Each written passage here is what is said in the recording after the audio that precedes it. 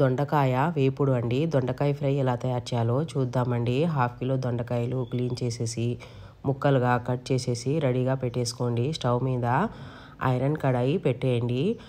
మహిళలు ఎదిగే అమ్మాయిలలో ఇప్పుడు ఐరన్ డెఫిషియన్ చాలామందికి ఉందండి. ఐరన్ డెఫిషియన్తో చాలామంది బాధపడేవారు. ఇలా ఐరన్ కడాయిలో కుక్ చేసుకొని తినండి.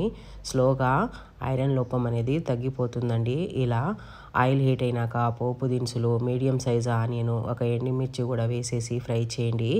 ఆనియన్ ఫ్రై అయిపోయినాక ముందుగా కట్ చేసిన దొండకాయ ముక్కలు కూడా ఆయిల్లో బాగా కలిపేసి సరిపడా సాల్ట్ కూడా వేసేసుకొని ఒకసారి స్పూన్తో బాగా కలిపేసి మూత పెట్టేసి 3 నుంచి 4 నిమిషాలు ఉడకనియండి లో ఫ్లేమ్లో.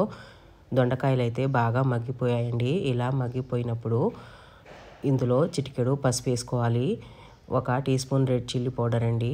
కొంచెము కొరియాండర్ పౌడర్ కూడా వేసేసుకొని 4-5 వెల్లుల్లిలు కచ్చాపచ్చాగా దంచుకొని కూడా వేసుకోవచ్చు. లేదంటే చిన్న చిన్న ముక్కలుగా కూడా కట్ చేసుకొని వేసుకోండి. హెల్త్కు మంచిది వెల్లుల్లి తింటే.